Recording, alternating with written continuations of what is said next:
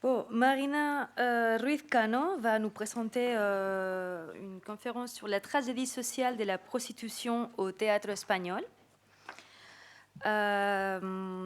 Docteur en littérature comparée par l'Université du Pays Basque, en études romanes par l'Université de Nanterre, Marina Ruiz Cano est prac d'espagnol au département de l'Cer et Léa de l'Université du Mans. Ses recherches portent sur le théâtre politique et les écritures relatives à l'identité et à la mémoire. Elle s'intéresse aussi au transfert culturel entre la France et l'Espagne. Parmi ces dernières publications, nous pouvons citer les théâtres d'Albert Camus et l'Espagne, Création et Récréation, revue Lettres modernes Minard en 2024, Le Pays Basque aujourd'hui au prisme des industries culturelles en Espagne, revue Enjeux de l'information et de la communication 2024, La memoria de los abusos político-jurídico-policiales en Sísifo en Paperac, je dis bien, dans Béatrice Vetin, édition de las Artes Escénicas como Patrimonio del Ámbito Hispánico, en 2023, ou Épilogue intersectionnel Solidarity and Fairness in Ibero-American Counteraction, dans Javier Jurado et Marina Ruiz Cano, édition Health Crisis, en 2023. Donc, je donne une chaleureuse bienvenue à Marina et je lui cède la parole. Merci. Merci beaucoup, Laura. Là, c'est bon. Et bon, je voudrais d'abord, bonjour à toutes, ou rebonjour. Je voudrais d'abord remercier Claudia et Laura pour l'organisation de cet événement et pour leur accueil.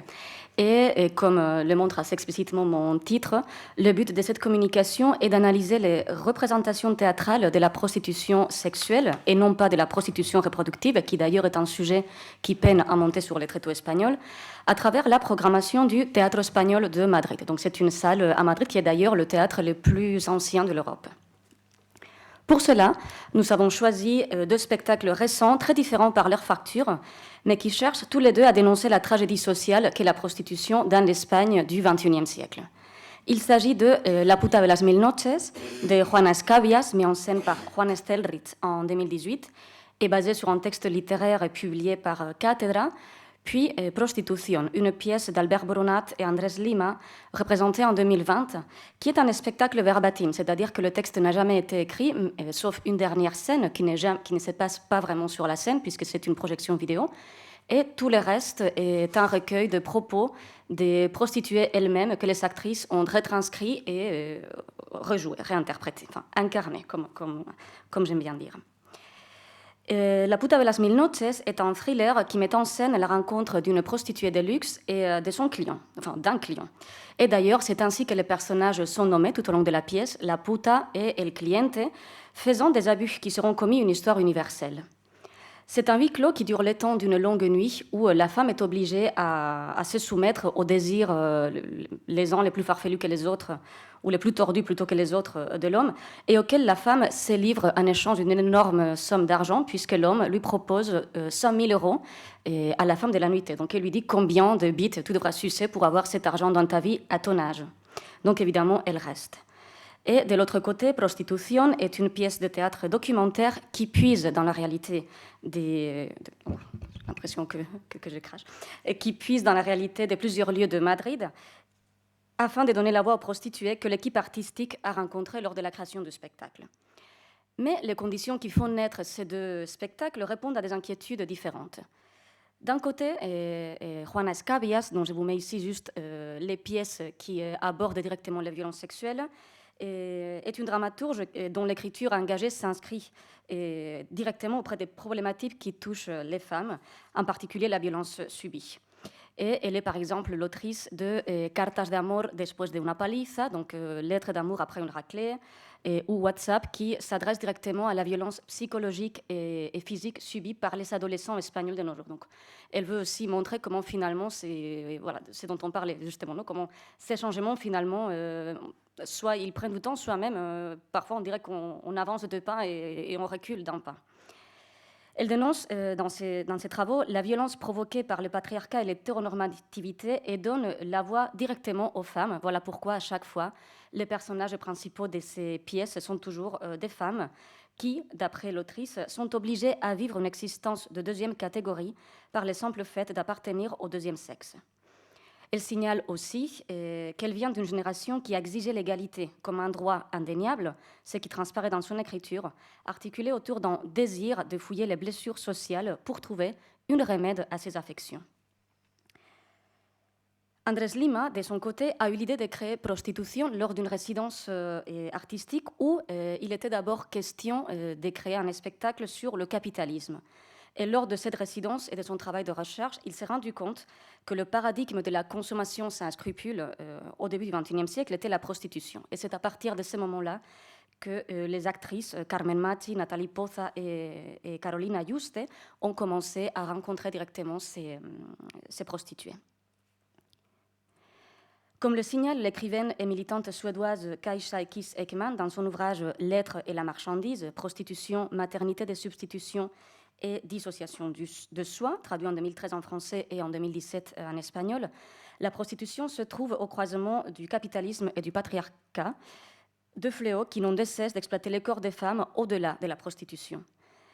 Le capitalisme patriarcal, pour reprendre une expression bien connue de Silvia Federici, tire profit des tâches imposées aux femmes, dont la première serait, pour les capitalistes patriarcaux qui visent le réarmement démographique, tellement voulu par Emmanuel Macron, d'enfanter et de produire des bons petits-enfants pour les tranchées ou pour les usines, des grands consommateurs en échange de rien, comme si tous ces actes des femmes répondaient à une oblation naturelle chez nous, une offrande consentie pour un être supérieur presque divin, qui serait l'homme et les patrons. La pièce Prostitution que je viens d'évoquer est le fruit d'un long travail sur le terrain et les témoignages recueillis concernent aussi bien des femmes que des trans. Et aussi bien ces témoignages que les différentes statistiques qui ouvrent la pièce, dont je vais vous montrer un petit extrait maintenant, dévoilent une réalité méconnue par la plupart des citoyens et citoyennes de l'État espagnol. Donc je vais juste vous mettre l'extrait avec des sous-titres en français, j'espère qu'ils sont bien synchronisés, pour montrer vraiment l'ampleur et des chiffres de cette question dans l'Espagne du XXIe siècle.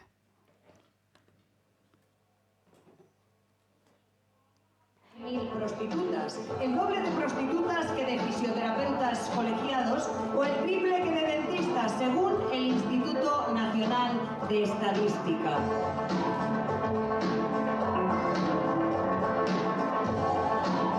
Se calcula que en España hay 1.400 locales de alterne, en los cuales operan entre 10 y 50 prostitutas, según la Policía Nacional.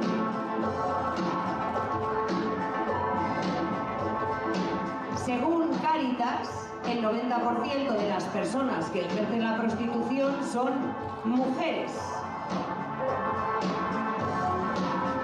Según Cáritas, el 20% de las mujeres que ejercen la prostitución son españolas, el 80% extranjeras, menores de 35 años y con menores a su cargo dentro o fuera del país.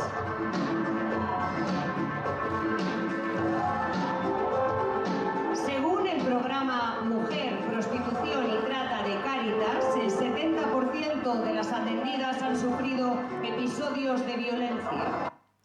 Donc bon, c'est le début de la pièce et bon, c'est une longue scène où une des actrices nous crache pratiquement plein de données méconnues, y compris le pourcentage qu'apporte cette activité au PIB. Donc j'adore aussi que quelques États incluent ces chiffres dans leur produit intérieur brut.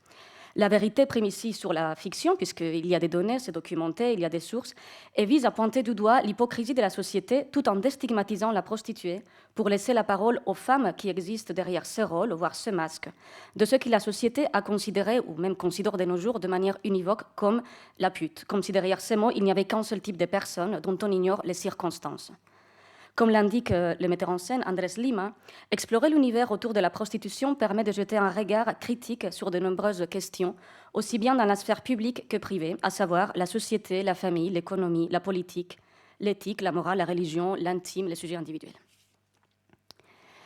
Les différents récits égrenés sur la scène montrent des attitudes divergentes concernant cette question. Et outre l'incarnation de ces propos recueillis tels quels des femmes et prostituées, le spectacle prend appui sur deux textes, à savoir La Revuelta de las Putas d'Amelia Tiganus et quelques extraits des chapitres Coucher avec l'ennemi et Impossible de violer cette femme pleine de vices de King Kong Theory de Virginie Despentes. Les idées de ces deux textes, parfois opposés, proposent une polyphonie de discours pour qu'il puisse y avoir un vrai débat autour de la prostitution. D'un côté, Amelia Tyrannus nous livre dans ses textes un récit autobiographique. Elle a été violée quand elle avait 13 ans en Roumanie. C'est elle qui décide finalement d'arriver en Espagne pour travailler, pour exercer la prostitution. Et évidemment, c'est un réseau de traite qui l'a fait venir en Espagne. Elle n'arrive jamais à payer cette dette. Et même quand elle finit, ou quand elle est sur le point de finir, il y a la famille qui est condamnée. Et ce livre est écrit quand elle arrive enfin à s'émanciper, non, à sortir de la prostitution. Et de l'autre côté, nous avons le récit de Virginie Despentes qui nous livre d'abord le récit du viol collectif qu'elle a subi à 17 ans avec une de ses amies, et après sa propre réflexion en tant que prostituée volontaire, puisqu'elle a exercé cette activité de manière volontaire pendant 2 ans. Virginie Despentes défend dans Coucher avec l'ennemi le droit d'utiliser son corps comme bon lui semble et considère cette activité comme une stratégie d'empowerment de la femme dont le principal problème est la volonté du système patriarcal d'empêcher que les femmes aient de l'argent et puissent devenir indépendantes. Les deux pièces soulignent deux aspects, donc malgré leurs divergences concernant les points de vue sur la prostitution, elles sont d'accord sur le fait qu'il est facile pour les hommes d'exercer de la violence sur les prostituées, et aussi elles mettent en évidence la stigmatisation sociale des femmes prostituées. La protagoniste de La puta de las mil noches en fait bien les frais, puisqu'elle enchaîne des situations dégradantes que les clients ne considèrent pas forcées, puisque c'est elle qui accepte de se soumettre à ses caprices, notamment d'ordre mental, et qui relève d'une maltraitance psychologique librement. Donc c'est elle qui prend l'argent et qui dit « je reste, la porte est là, mais je décide de m'y soumettre ». Elle est par exemple forcée à boire de l'alcool alors qu'elle n'en veut pas, et obligée de remémorer les pires expériences qu'elle a vécues dans cette profession face à une caméra, alors qu'elle ne voulait pas être filmée. Et toutes ces différentes scènes remettent sur le tapis la question du consentement et de la manipulation en dehors de l'acte sexuel. Grâce à la caméra et au premier plan, et je vais vous montrer tout de suite un autre extrait, projeté sur le fond de la scène, le public peut sentir la solitude de la femme pour voir ses souvenirs, y compris les plus crus. Donc je vais vous montrer juste un petit extrait pour que vous voyez un peu la mise en scène. Tú eres una puta, de modo que tranquila no tendrás mucho problema en meterte en el papel. Y yo soy un gran escritor, un premio Nobel, que preparo una novela sobre prostitución y te he contratado para sacar apuntes del natural. Y solo te pagaré si me das la carnaza que quiero. ¿Eh? Háblame de tus compañeras del arroyo. No tengo amigas allí. La competencia se impone, amiga. Si eres rápida, le puedes quitar un cliente a tu rival.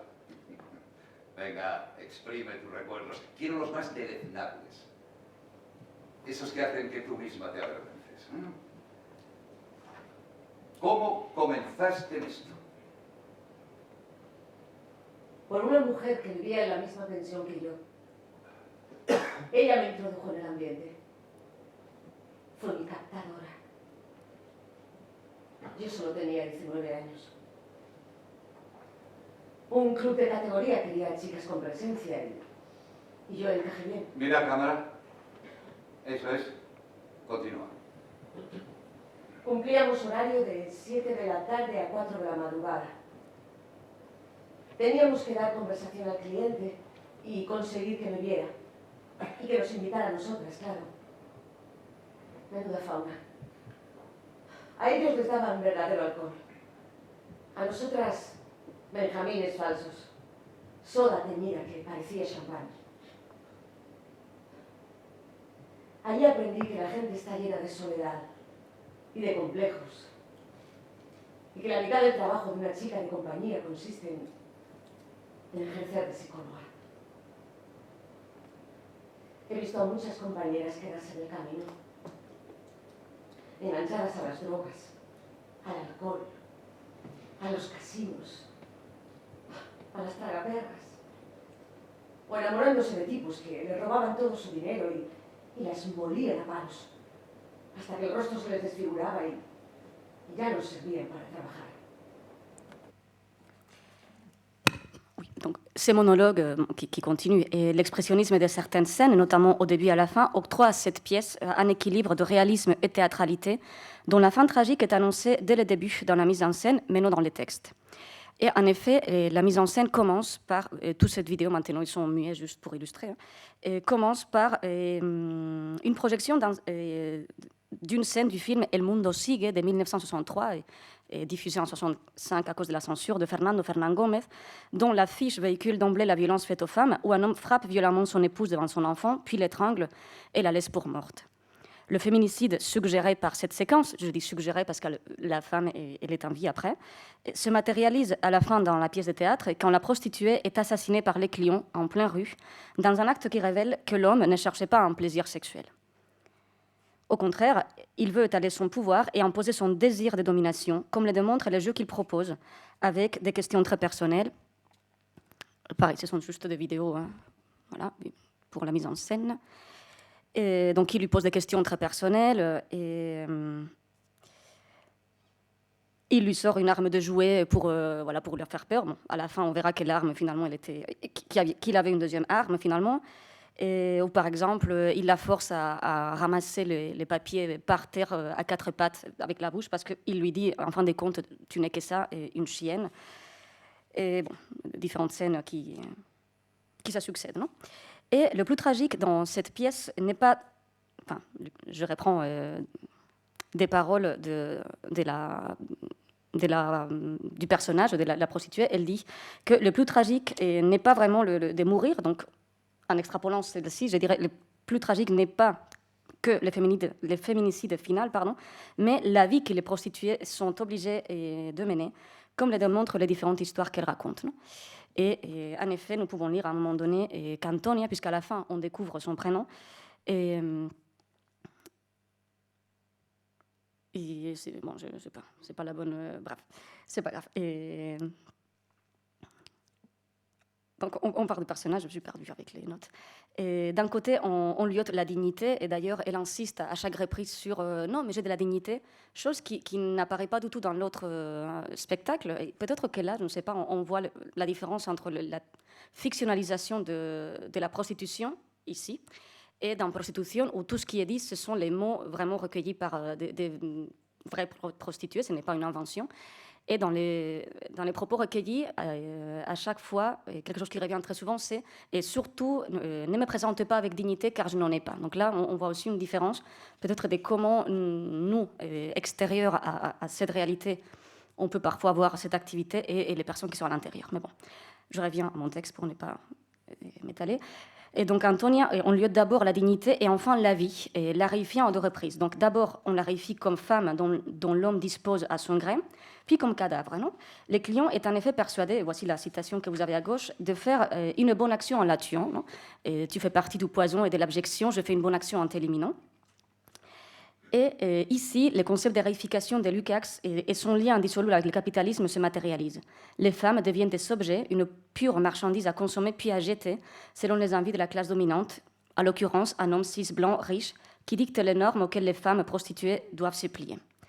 Et dès le début, il est évident qu'Antonia n'est qu'un objet, presque une trophée de chasse que les clients rêvent d'exhiber. Et si l'on tient compte de cette image zoomorphique, d'un papillon empaillé avec les ailes en velours ouvertes, non ? Et donc c'est le client qui lui dit, voilà, dans ton cas, il faudrait utiliser une aiguille à tricoter, je pourrais te la planter dans l'esternum et te laisser incruster au mur. Donc il est évident que la fin tragique arrive. Si Antonia entre dans la prostitution car elle tombe enceinte d'un homme qui l'abandonne et elle veut nourrir son enfant, Prostitution met l'accent sur la traite des femmes et les mafias, question qui est d'ailleurs au cœur d'un autre spectacle, Période de réflexion de Sergio Martínez Vila, qui ne tourne pratiquement pas. Le terme prostitution ne serait qu'un euphémisme pour cacher une réalité profondément tragique et passer sous silence, une réalité ou deux réalités, celle de l'exploitation, de la maltraitance, du viol, d'un crime organisé international qui traverse les frontières, ces mêmes frontières solidement fermées et surveillées quand il s'agit de laisser passer les personnes en quête d'une vie digne. Andrés Lima intègre pourtant quelques bribes d'humour dans sa pièce qui révèlent le désarroi qui pousse les femmes à exercer ce métier, rarement reconnu comme tel, leur soumission ou leur apprentissage. Donc il y a plusieurs scènes que je ne vais pas montrer où on assiste à des cours de prostitution. L'espace scénique prétend rapprocher le public du monde de la prostitution, et voilà pourquoi les comédiennes se promènent dans les couloirs qui séparent le fauteuil d'orchestre et le patio de butacas, je ne suis pas sûre sur la traduction d'ailleurs de patio de butacas, et interagissent avec les spectateurs et spectatrices. De même, les vidéos projetées sur une espèce de conteneur, comme vous pouvez voir sur l'écran, je suis perdue, et les conteneurs, oui. Et donc les images projetées, la musique, la lumière qui complète la scénographie montrent la réalité de l'activité de prostitution, le tourbillon émotionnel et mental que ces femmes traversent, les bassesses auxquelles elles sont forcées, et nous obligent en tant que spectateurs et spectatrices à regarder leur quotidien sans qu'on puisse détourner le regard. On voit sur la scène d'autres facteurs qui nourrissent aussi l'industrie du sexe, et je m'appuie ici sur l'œuvre de Rosa Cobo, La prostitution en el corazón del capitalismo, qui va vraiment dire, d'accord, il y a des éléments qui sont identifiables, les maisons closes, le local de striptease, la pornographie, mais il y a aussi la drogue, les marques d'alcool qui acceptent de fournir l'alcool à ces lieux, les journaux qui acceptent de publier les annonces, je pense qu'il y en a beaucoup moins maintenant, mais je pense qu'on a toutes ici une enfance marquée sur cette annonce, ces annonces qu'on ne voit plus, ou très peu en tout cas sur les journaux des grandes distributions. Cette autrice, Rosa Cobo, souligne les changements opérés en Espagne depuis les années 1980 dans la marchandisation des corps de la femme. Et elle considère que si avant il existait des petits locaux gérés parfois exclusivement par des femmes qui devenaient autonomes et qui avaient vraiment le pouvoir de choisir, de nos jours, et à cause de la mondialisation, ces lieux ont été remplacés par des méga-locaux de striptease qui fonctionnent parfois avec des licences d'hôtels, des karaokés avec des showgirls, très souvent migrantes. Et donc, le capitalisme patriarcal initial a transformé la prostitution traversée par les trois systèmes de domination, ou pas par les trois, mais par trois systèmes de domination, à savoir le patriarcal, le néolibéral et le racial ou culturel. Les minorités ethniques sont spécialement exploitées, ainsi que les enfants. Et ces deux spectacles nous permettent de voir aussi bien cette réalité que l'évolution à travers l'Espagne depuis la fin du XXe et le début du XXIe. La lutte en faveur des prostituées et des travailleuses du sexe, donc je ne vais pas entrer dans le débat de la terminologie, est intrinsèquement intersectionnelle dans la mesure où il est impossible de penser la prostitution sans prendre en considération la traite des femmes, leur situation irrégulière, leur précarité, la vie des hommes sur des femmes et des hommes riches sur des femmes pauvres. Un enseignement, et à partir de ces deux spectacles toujours, l'esclavagisme subi par des femmes, il s'agit d'un esclavagisme subi par des personnes que d'autres considèrent inférieures par leur sexe, leur origine ou leur classe. Cette intersectionnalité est suggérée par les deux pièces qui, comme tout spectacle de théâtre politique, ne vise pas à imposer une réponse mais à susciter les questionnements. Et en conséquence, aucune des deux pièces ne prend parti. Il ne défend pas clairement ni l'abolitionnisme ni le régulationnisme, mais en revanche, il est curieux de constater qu'à aucun moment ils défendent le prohibitionnisme, c'est ce qu'on appelle prohibitionnisme en Espagne. Je ne sais pas exactement en France si on l'appelle une forme de néo-abolitionnisme, je n'étais pas abolition. Oui, parce que du coup en France, je pense qu'on marque 3 degrés différents, je ne savais pas très bien comment traduire. D'accord. Et, bon, au cas où, j'ai mis les termes en espagnol aussi. Et, il est curieux de constater voilà, que cette question de criminaliser la prostituée n'est pas contemplée dans ces deux spectacles, car le but, c'est de défendre les droits humains sans rendre les femmes coupables de leur situation de victimes. Et Carolina Juste, qui est une des actrices de prostitution, avoue dans un entretien que ce travail a modifié sa vision vis-à-vis de cette réalité. Et donc, elle déclare que si d'abord elle était abolitionniste d'emblée, elle ne se posait presque pas la question.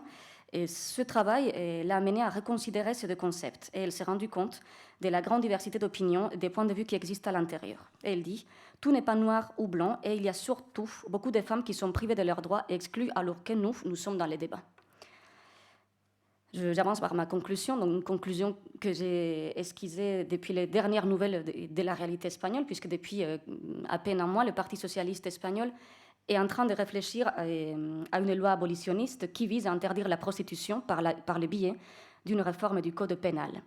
Or, rien n'a été annoncé pour l'instant concernant une réforme sociale ni des lois garantissant la protection des prostituées, dont 3/4 sont en situation irrégulière et sans papier. La persécution de cette activité ne sera pas pour l'instant accompagnée d'une alternative qui fournisse à ces femmes un toit, une protection pour elles, pour leur famille, des aides économiques, des moyens pour trouver un travail. Et ce sont des lois qui ont été prévues dans les cadres de la lutte contre la violence faite aux femmes et qui pour l'instant sont absents de cette proposition de loi. Mais bon, comme c'est très récent, j'imagine que le débat et les réflexions sont en cours. En dehors du débat moral qui traverse d'ailleurs, ou qui est parfois d'ailleurs traversé par la religion dans l'espace public et dans les débats publics, ou en dehors de la question sur la liberté des choix des personnes qui se prostituent, quand elles ne sont pas prostituées par entière, et là aussi, je ne sais pas si en français c'est si clair cette différence, non, mais quand en espagnol on utilise le terme prostituta ou prostituida, et il y a cette question de choix qui est marquée. Je pense qu'en français on ne peut pas faire tellement cette différence. Et donc voilà pourquoi j'ai un peu réécrit. Donc, en dehors de ce débat, l'État doit assumer sa responsabilité et garantir les droits basiques énoncés dans la Constitution espagnole de 1978, à savoir l'égalité, l'accès à un logement, l'accès à un travail et l'accès à la culture. Alors l'accès à un logement digne, j'ai oublié de dire, c'est la Constitution qui le dit, ce n'est pas moi. Pour conclure, la question de l'abolition ou la régulation de la prostitution s'avère un débat stérile du moment où le gouvernement ne s'inquiète pas sur les conditions concrètes, sociales, politiques et culturelles qui sont à la base de ce système d'exploitation, qui n'est autre que le capitalisme. Pour avancer en tant que société, et j'ai presque envie de dire en tant que civilisation, je pense que Laura a utilisé ce matin, à un moment donné, un adjectif dans ce sens-là. Donc pour avancer en tant que société et vraiment civilisée contre les tragédies de la prostitution, il faut commencer par reconnaître que ces femmes sont des victimes de la violence sexiste et patriarcale, j'utilise ces mots avec des pincettes maintenant, et en tout cas à une violence inhérente au modèle capitaliste qui marchande avec les corps. L'État doit prendre ses responsabilités sans criminaliser les victimes, et encore moins et sans aggraver leur situation de précarité. Il faut donc s'attaquer au pilier qui nourrit l'aliénation et la détresse, celui qui réduit les femmes, en particulier les migrantes, les minorités ethniques, les trans, et celles tout simplement qui aspirent à être classe populaire, et modifier profondément la structure socio-économique dominante, et imbriquer ainsi l'éthique, l'esthétique de ces propositions théâtrales et les politiques. Merci beaucoup de votre attention.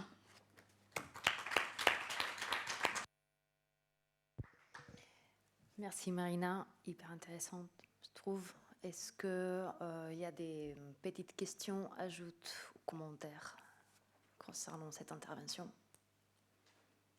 Oui. Je crois qu'en Allemagne, ils ont légalisé la prostitution, mais ça n'a rien amélioré. Pourquoi?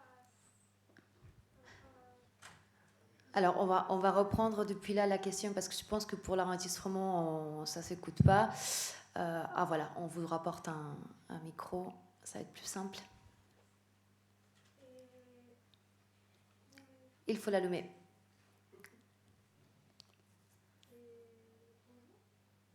Non, Claudia. Bonjour. Ah, voilà. Et en Allemagne, ils ont légalisé la prostitution, je crois. Mais ça n'a pas amélioré la situation des femmes. Et pourquoi ça peut se passer? Ici, de toute façon, je ne suis pas venue... Même moi, j'avoue que je n'ai pas un avis tranché sur la question. Oui. Et ça dépend des jours. Je pense que comme toutes, j'espère quand même que le dialogue nous fait réfléchir. Et en effet, je ne sais pas si c'est partout en Allemagne ou dans quelques villes. Et non seulement cela n'a pas amélioré les conditions, mais ça a presque empiré la réalité, puisqu'en fait, le nombre de consommateurs de corps féminins a augmenté. Et ici, à aucun moment, ces pièces proposent vraiment... il y a peut-être les extraits de Virginie Despentes et qui défendent cette activité parce qu'elle pense c'est mon choix et voilà, elle défend la liberté. Mais aussi, et pour revenir un peu à des questions de ce matin, elle est libre de faire cette activité car elle n'est pas dans une position de domination qu'on peut l'être des personnes dans la précarité ou des personnes étrangères ou dans des personnes qui viennent par le biais des mafias. Donc je n'ai rien à répondre sur la question pourquoi légaliser la prostitution pourrait améliorer la situation.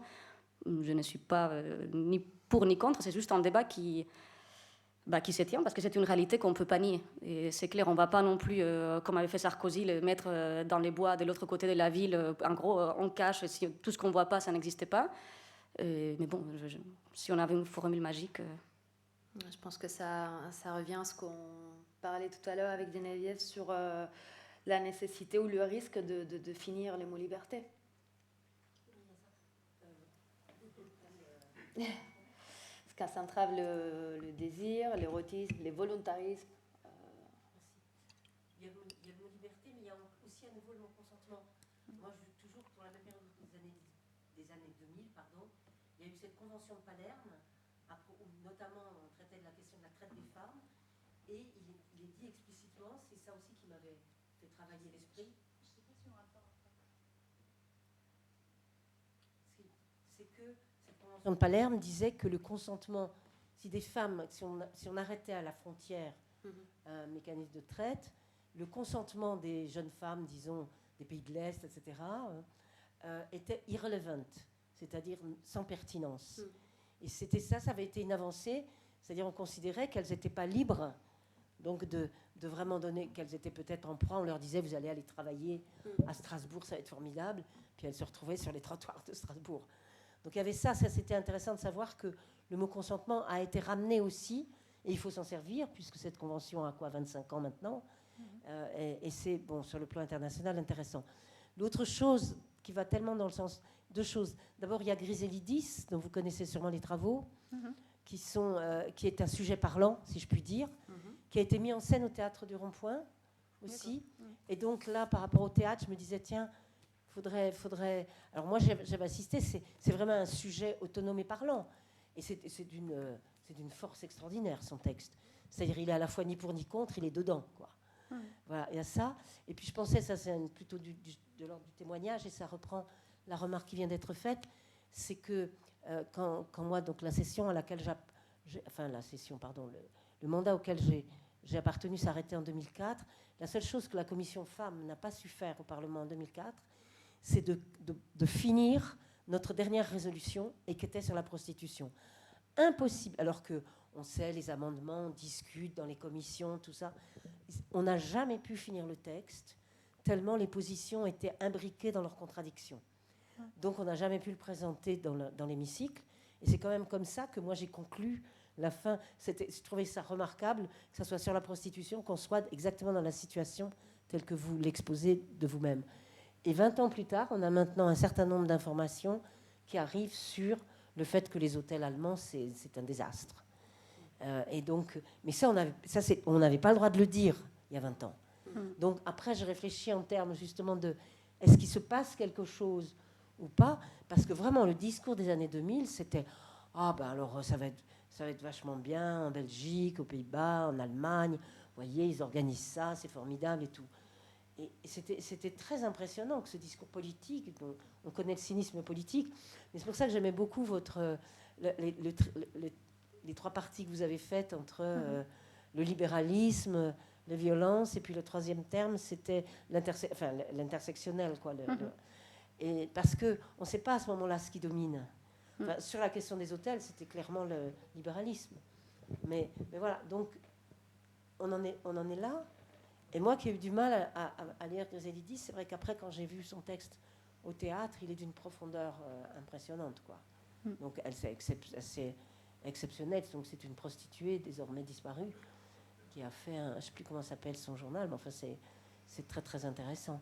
Après, moi je suivrai bien la suite de l'histoire. Maintenant, si on se met à critiquer les fameux hôtels berlinois et autres, qui va où? Je veux dire, est-ce que des politiques vont s'emparer de ça ou pas? Comme la police en Espagne. Comme il n'y a pas besoin d'aller dans les bois de Boulogne et autres, à Paris, c'est à Belleville. Les Chinoises, elles sont sur le boulevard de Belleville. Et je les vois tout le temps, j'habite pas loin, je les vois tout le temps, elles n'ont pas l'air de s'amuser. Hein. Mais voilà, donc on ne sait pas. Ouais. Bon. Et qu'est-ce que le théâtre? C'était un peu ça, en vous écoutant, je me demandais, qu'est-ce que le théâtre donne par rapport à ça? Par exemple, vous avez lu la presse sur ces pièces? Oui, et en fait, ce sont des pièces qui sont très bien reçues, mais après, non se mojan, je ne sais pas comment on dit ça, mais ils ne prennent pas position finalement. Donc, ils parlent beaucoup de l'enthousiasme du public, etc. Et encore, je me demande aussi... Quel est le message qui passe, non? Quel est le message qui passe et pourquoi ils font carton plein, quoi? Parce que je ne sais pas, si c'est moi habillée en noir, est-ce que ça va faire carton plein alors que je vais lire le même texte? Je me pose aussi cette question. Il reste très... La récréation de la prostitution, en fait. Il y a critique, hein. Il y a pas de critique à nous. Non, mais parce qu'il pourrait y avoir des critiques oui, bien sûr. qui posent des questions. Moi, j'ai été surprise qu'on commence à dire que les hôtels, ça marchait pas si bien que ça. Parce qu'on avait compris d'entrée de jeu la mécanique commerciale qui se joue autour d'appartenir à un hôtel. Et il faut attendre 20 ans pour qu'on dise, ah ben oui, finalement... donc c'est aussi ça, ce temps, puisqu'on parlait de la temporalité tout à l'heure. Je pense, je suis désolée, mais je pense qu'on doit s'arrêter ici.